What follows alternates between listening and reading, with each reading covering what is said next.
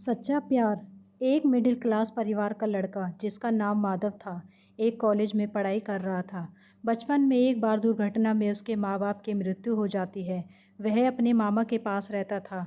माधव पढ़ाई में होशियार था, साथ ही दिमाग से भी बहुत तेज था। उसके सभी टीचर उसे बहुत पसंद करते थे। उन सबका मानना था कि एक दिन यह लड़का अपने जीवन में कुछ अच्छा करेगा। कुछ समय बाद ठीक वही हुआ। फाइनल में वह अपनी यूनिवर्सिटी में प्रथम स्थान प्राप्त करता है। कॉलेज के दिनों में ही उसे एक लड़के से प्यार हो जाता है जिसका नाम यामिनी था। आगे क्योंकि यामिनी अमीर घर से थी, इसलिए माधव अपनी हैसियत देख उससे कभी प्यार का इजहार नहीं कर पाया था। लेकिन जब यामिनी को मालूम पड़ता है तो वह खुद उससे प्यार का इजहार कर देती है और उन दोनों की प्यार की गाड़ी चल पड़ती है। संयोग से माधव जिस कॉलेज में पढ़ता था वहीं उसे प्रोफेसर की नौकरी मिल जाती है। माधव कुछ समय बाद यामिनी से शादी कर लेता है। उन दोनों का दाम्पत्य जीवन बहुत अच्छा बीत रहा था। माधव को लिखने का बहुत शौक था। वो हर ज़रूरी बातें अपनी डायरी में लिखा करता था। एक बार दोनों घूमने जाते हैं। उस दौरान उनकी गाड़ी का एक्सीडेंट हो जाता है। दोनों बाल बाल बच जाते हैं, लेकिन यह दुर्घटना उनके जीवन को पूरी तरह से बदल देती है। एक्सीडेंट के बाद यामिनी को पता चलता है कि उसके पति कभी बाप नहीं बन सकता। यह सुनकर यामिनी अंदर ही अंदर टूट जाती है। क्योंकि वह अपने पति से बहुत प्यार करती है तो वह इस बारे में अपने पति को ज़्यादा महसूस नहीं होने देती। लेकिन यह ज़माना तरह तरह की बातें करने लगा।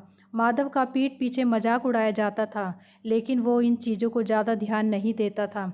समाज की बातों पर बिना ध्यान दिए फिर से दोनों पहले जैसा दाम्पत्य जीवन व्यतीत करने लगे।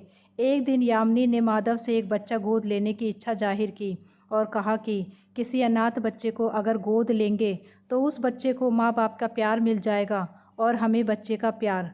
आगे माधव अपनी पत्नी को मुस्कुराहट भरी नज़रों से देखता है और कहता है कि सही कहा तुमने, वो भी हमारा ही बच्चा होगा। दोनों एक बच्चा गोद ले लेते हैं, लेकिन अपने खुद के बच्चे का पिता ना बन पाने का ताना यह ज़माना अब भी माधव को देता रहता था। समय बीतता गया और अब वह गोद लिया बच्चा बड़ा हो जाता है। एक दिन माधव की दिल का दौरा पड़ने से मृत्यु हो जाती है। कुछ समय से बीत जाने पश्चात पश्चात एक दिन अपने पति की सारी चीज़ों को यामिनी एक जगह संजोने लगती है। तभी उसकी नज़र अपने पति की बहुत सारी लिखी हुई डायरियों पर पड़ती है। वह एक एक कर सभी डायरियों को पढ़ना शुरू करती है तो वो इस खबर से अनजान कि आगे उसके जीवन में बहुत बड़ा भूचाल आने वाला है। एक डायरी के अंदर एक लिफाफा होता है। वह उस लिफाफे को जैसे खोलती है और पढ़ती है तो मानो उसके पैर से ज़मीन खिसक जाती है। आंखों से आंसुओं का जलधारा बहने लगती है। वह अपने ऊपर एक बहुत बड़ा पछतावा महसूस करती है। उस लिफाफे में डॉक्टर की एक रिपोर्ट आती है जिसमें लिखा था कि इस एक्सीडेंट में आपकी पत्नी माँ बनने वाली जगह पर गहरा जख्म हो गया है। अब वह कभी माँ नहीं बन पाएगी। यामिनी का दिमाग सुन पड़ता जा रहा था। वह बस रोए जा रही थी। दुखड़ा सुनाए भी तो किसे सुनाए। फिर वह डायरी के अगले लिखे हुए पन्ने को पढ़ती है जिसमें दुर्घटना वाले दिन के बारे में लिखा है। जैसे ही इस बात को जाना तो मैंने डॉक्टर से हाथ जोड़कर विनती करते हुए कहा कि इस बारे में मेरी पत्नी से कुछ नहीं कहे, बल्कि यह कहे कि मैं कभी बाप नहीं बन सकता और इस दुर्घटना में मैं नापंसक बन गया हूँ, क्योंकि वो इस बात को बर्दाश्त नहीं कर पाएगी और ये ज़माना उसे बांझ कह कहकर उसका जीना मुश्किल कर देगा और उसके पीठ पीछे उसे तरह तरह की बातें करता रहेगा जो मैं बर्दाश्त नहीं कर पाऊँगा।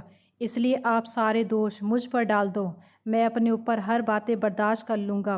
अगर आप उसे असलियत बताएंगे तो वो अंदर से टूट जाएगी और मैं उसे खोना नहीं चाहता, क्योंकि मैं उससे बेइंतहा प्यार करता हूँ। मैं आखिर में डायरियों के आखिर के पेज को पढ़ती है जिसे अलग से माधव ने लिखा था, जिसमें लिखा होता है एक न एक दिन मेरी लिखी हुई डायरी मिलेगी, तुम इन्हें जला देना। मैं नहीं चाहता कि तुम्हें अपने ऊपर इस दुर्घटना के बारे में कभी जानो, क्योंकि इससे तुम्हें धक्का लगेगा और मैं तुम्हें कभी दुखी नहीं देख सकता।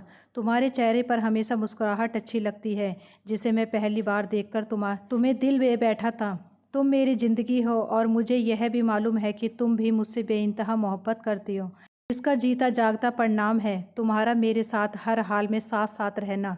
तुम चाहती तो मुझे छोड़कर दूसरी शादी कर सकती थी, परंतु तुमने ऐसा नहीं किया। मैं हर जन्म में तुम्हें अपनी पत्नी के रूप में पाऊँ, यह मैं गॉड से प्रार्थना करता हूँ। आज तुम मुझसे एक वादा करो कि कभी इस बात का जिक्र किसी से नहीं करोगी और ना कभी अपने आप को दोषी मानोगी।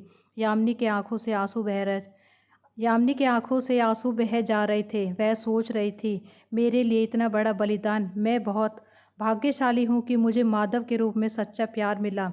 लेकिन मैं उतनी ही दुखी भी हूँ क्योंकि अब वह प्यार मेरे पास नहीं है। धन्यवाद।